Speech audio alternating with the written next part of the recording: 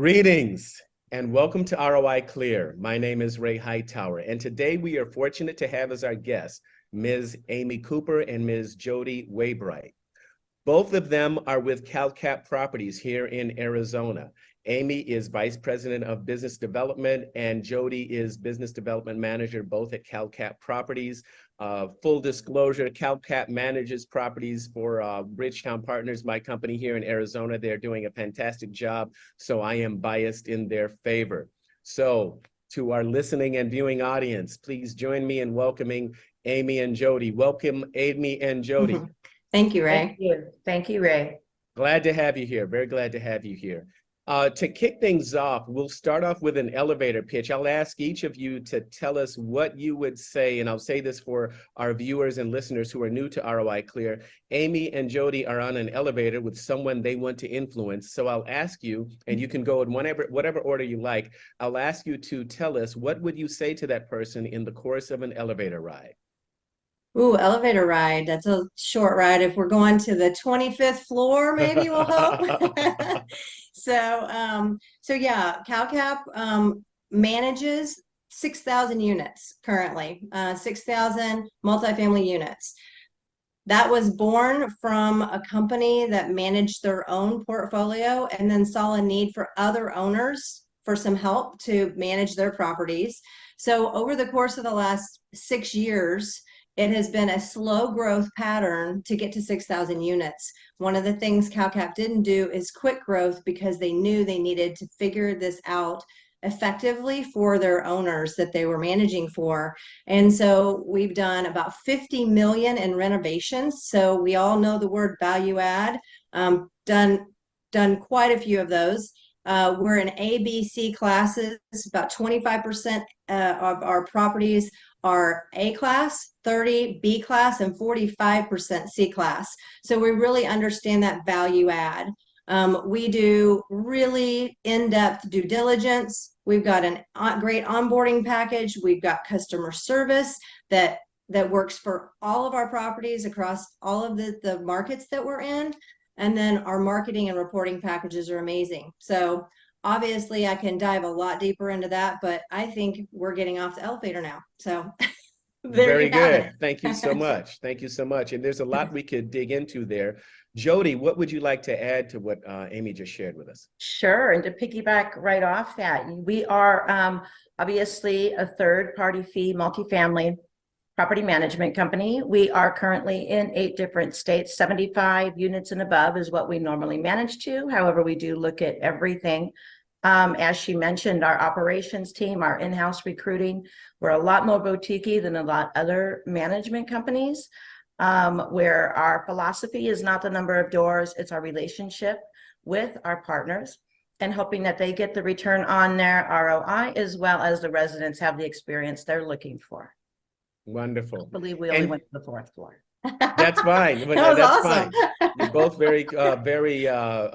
very straight and to the point, and whoever's on the elevator with you understands exactly what you do and how you can add value. Now, you used a term, Jodi, boutique. Tell us a little bit about that, boutique and the relationships you build. I've seen you do that in action in and around Arizona, but tell us a little bit about that boutique approach.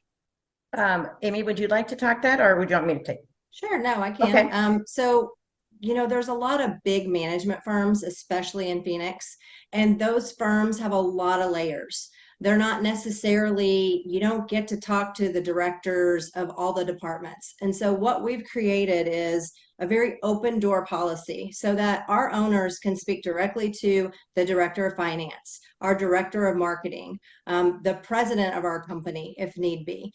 There is a very open door so that any of those conversations, any of those concerns, any of those changes, they're able to speak directly to. There's not a long line of command, chain of command that has to be gone through.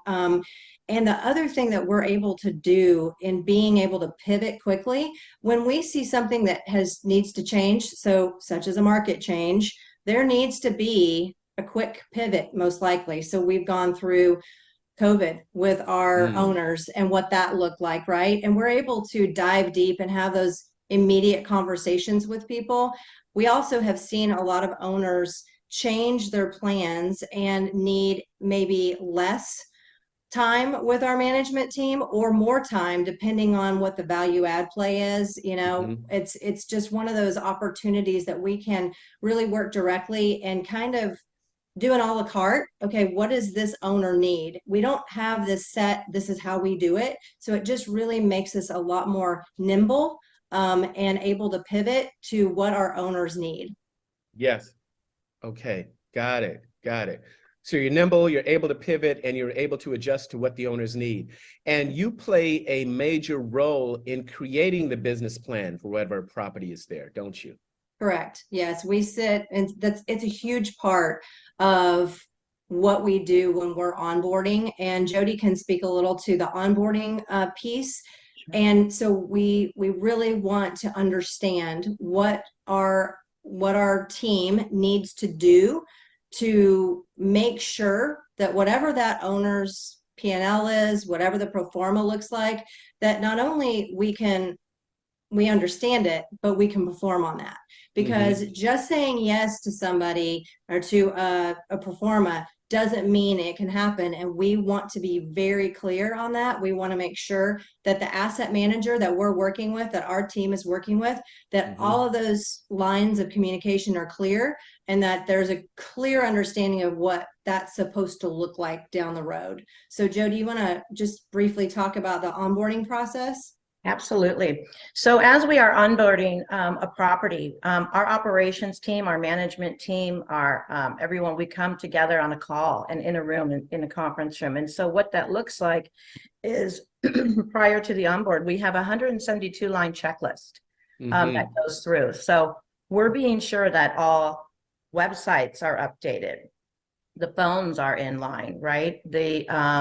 All the computers are set up, check systems are up, all our yardies and our tech systems are all our lease in the system, all the units for everything to speed, all the checks payable. So it's not only yardy, but our knock systems are going to be in place too. And what knock is going to be where all of our management teams will be going in there for any kind of leads that come through. So they're always going to be generated, whether they're looking for a 1x1, a 2x2, they're going to sit in that flow and they're actually going to respond to those every morning. They're supposed to look at those leads, get back with them, whether it's a virtual tour or a tour, making sure there's always going to be no room for any sort of vacancies, correct? And we also, with that being said, we incentivize our management teams to continue having the current residents in there month and year over year. So it's great, and that's done by CalCap. But our onboarding is a very, very unique process. It is probably a 2-hour call, if not more, to make sure everything is crossed and our T's are crossed and I's are dotted once we take over that property, to making sure everything is in place. Yes. And I'm sure I've seen that. Yeah, I've seen how you do that, and I've seen what you do on site. Can you? I've seen. Can you tell us a little more about what happened 30 days? Bring a property. You mentioned your 172-point checklist and what you do with Yardie, pulling the property in the Yardie, and not. What does NOC stand for again? I hear the term all the time, but what is it? What does NOC stand for? I'm not sure what it stands for, but it's a platform that it has a bot system. So if somebody is driving by the property or calls in and maybe somebody's not in the office, it starts communicating with that potential resident immediately. Right. And it covers all of that. So as Jodi said, it's something that our teams can go to see on a live basis, and there's constant communication with groups. So that 30-day process, Ray, what that looks like is obviously everything's kind of up and ready to go, but our team comes in day one and we have about a 2-day onboarding, physical onboarding. We come in, we bring a team of anywhere, depending on how large the property is, anywhere from 2 to 6 people, right? And that team comes comes in, they set up the office, they send out notices to all the residents, letting them know of the change. They're there and available for the residents to come in. We know how important it is when you change management that these residents understand and that it's okay. That we want to set them at ease. We want to make them feel comfortable. So that first 30 days, we're, especially the first week, very, very available. We're talking, we're sharing. The other thing that we're doing is we have Happy Co, which is a system that we use for due diligence, okay? And so that due diligence process, we've gone through and done a unit by unit inspection, and we take pictures and keep that information in that system, all right?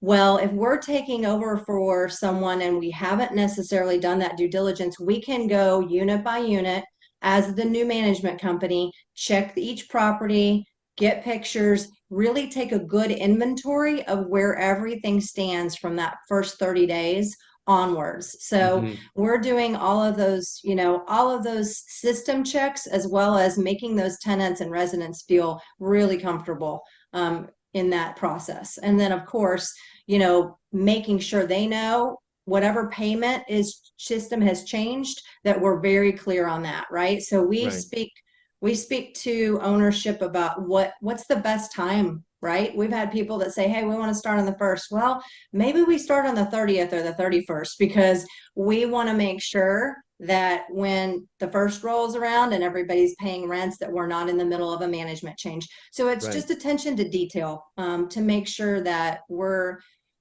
rolling through it as smoothly as possible. There's always going to be something that comes up, but we're trying to really keep that to a minimum. Right. And you've seen enough hiccups over the years that you're pretty good at avoiding those before they happen. We certainly try. We certainly try. Yes. Right. What would you say is a common misconception that owners of properties, investors of properties, syndicators, what is a common misconception that syndicators and operators have about how to work with a property management company? Where do people like me screw up? Well, I would say that's really a good question for operations. Jodi and I get to have the good feelings, right? Like getting to know people and bring stuff on. But what I've heard, we'll say, is what I've heard through the grapevine is that sometimes, it's the communication, right? Being really clear on what type of communication you need and your team needs. And getting a really good understanding of what that looks like. So, we can go back to that first 30 days. That's something that really is important to determine who's your asset manager. Making sure that there's usually just one person. I do know we've had times we've had 3 people that are in the mix, right? And our team, our regional manager, our maintenance manager, even our director of finance is dealing with different personalities and different people and hearing different stories. So I think it's really crucial as an owner to have that one point of contact, to make sure there's not confusion, to make sure that messaging is the same, and then just being sure that then they go back. It doesn't mean you can't have group conversations, and sometimes we do. Usually, there's one time a month or something that maybe the whole team meets, but I would say that the communication is a really big point. And I would say the other thing is really setting expectations, right? Both sides. As a property management firm, we have to set expectations for our owners to say, this is what we're going to do and this is what we expect from you. And I think as an ownership group, you have to do the same thing, really understanding what your expectations are. Now, there's some groups that we've helped to grow from their very first property on, so they weren't really sure what those expectations were in the beginning. But I think it's really important as a syndicator to really know what is our expectation of that property management firm, and also to clarify, is that something that's realistic or not realistic on both sides, right? Yes. Because I think having those conversations up front prior to even starting to work together, and then as you begin to work together, really diving deep into what's going to be the most effective and efficient way, and not being scared to say, this isn't working, let's figure out a different way. Because I feel like there's a lot of personalities, there's a lot of work being done. And once you determine those expectations and those communication styles, a lot of that stuff will work itself out. Got it. All right. Communication, clear communication, and setting clear expectations and periodic reviews, either the weekly asset management meeting or monthly asset management meeting, to make sure that everybody's on board. Yeah, for Those sure. are big factors. Okay. Now, tell me a little bit about the two of you, how you work together. I see you everywhere, it seems. Every time there's a meetup involving multifamily, I see you there. Either you're in the audience or you're on stage presenting. I seem to see you everywhere. How do you two divide your responsibilities? How do you decide who does what on a day-to-day basis? So we actually it's morphed, it's changed a little bit, right? When Jodi first joined me and we started doing things, we were kind of doing things together a lot, right? And now it's more I've kind of come to a place where I'm looking at different markets. And so I do a lot of Texas market market opportunity. Jodi's more in the Phoenix market, but we talk on a regular basis just about our goals too, and where we need to be, and who we need to be in front of, and what type of groups are we best suited for, right? And so you know, obviously we're in a great market in Phoenix with a lot of different opportunities with all of the meetups and that type of thing. And then, you know, really just both of us looking. So Jodi has gotten into some mastermind work and working with teams. And so she's done amazing with that, and working with local brokers, right? Yeah.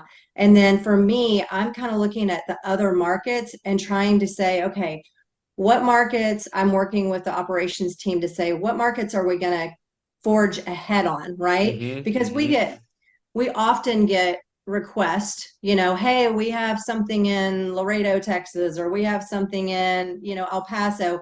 Does it make sense for our team to do that? And really kind of understanding those markets. So I'm kind of doing that. And then she's boots on the ground, getting out there, getting in front of people. And then when we're fortunate enough, we get to come together and be at a meetup together. So yeah. Right. Wonderful, wonderful. And you're in Amy, are you physically in Texas right now? No, I'm physically in Arizona right now. Okay. Now the property behind me is in Texas, but no, I'm actually in Arizona for a few weeks. So I go back and forth a lot, though, as we've discussed, and so I'll be back there for a conference later on this month. But for the most part, I'm about half and half Texas, half Arizona. So Got it. And I know you're the markets that I know you're in. I know you're in California, Arizona, New Mexico, Texas. What other markets are you in, or what are the markets, if you can share? I don't know if it's confidential or not, but what other markets are you in, and what other markets are you interested in penetrating next? Sure. So we are also in Nevada. Yes. We are in Florida, in the Pensacola area. We are in Little Rock, Arkansas.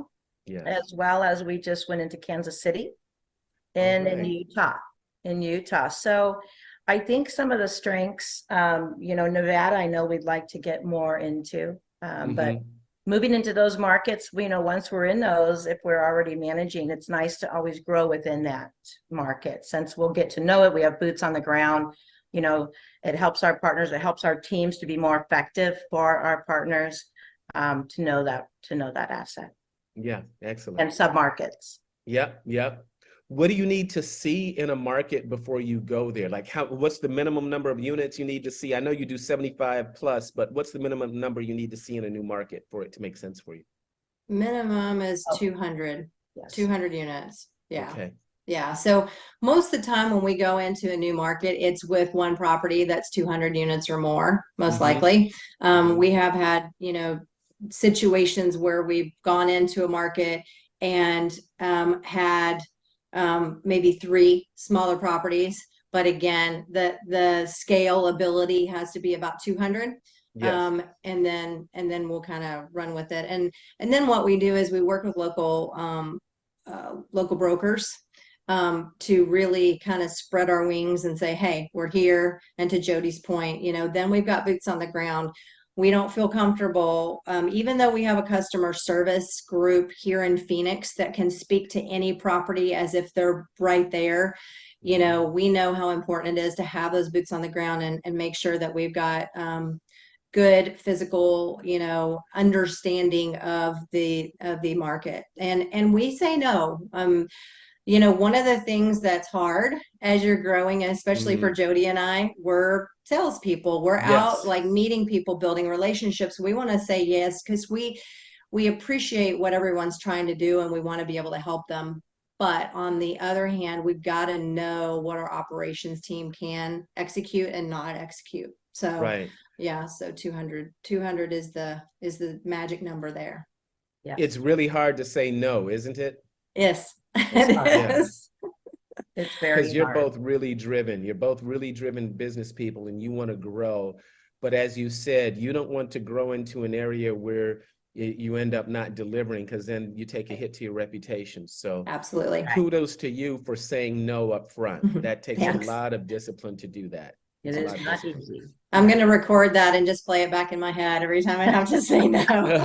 It's really hard. It's Kudos really hard. to us. What would you say is the toughest client or toughest project you've ever worked with? Ooh. Well, let me think about that. That would probably be, we've had some projects that were very, like really, really heavy lifts, right? Mhm. Really heavy lifts where you just have to change. Okay, I just thought of one.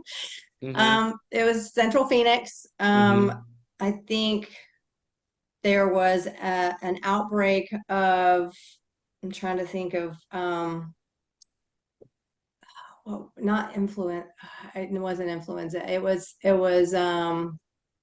what do they test? They test you for before you go into like a nursing home. There's a test. I can't remember. Anyway, like Okay. all of these people had, like a good portion of the demographic had this. And Wow. there was really bad like drug deals going on, like right in front of our operations team.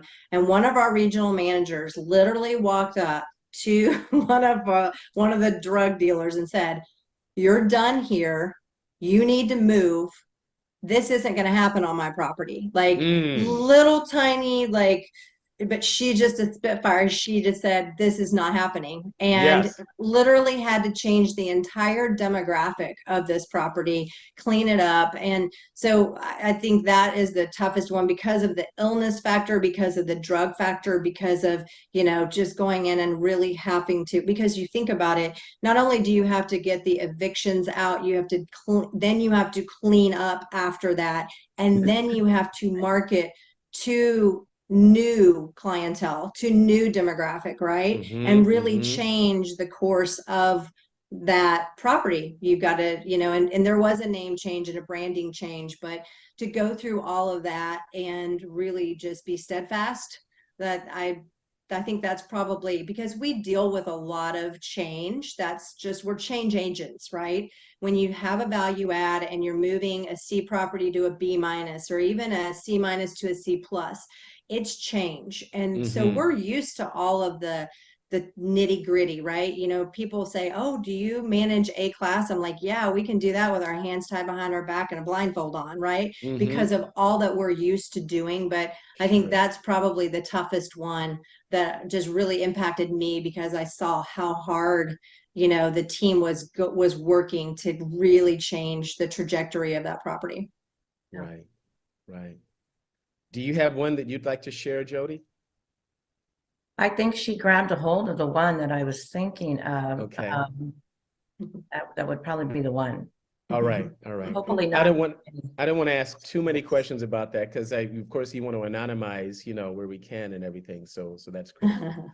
Now, let me ask a different way, and either of you can answer this. What project or client would you say you are most proud of? One that you think about, yeah, I did that, or yeah, I really showed up there and I'm really happy about that. Well, I think we have a number of very good ones that are really actually, and right now, looking at the performance on them, it's amazing.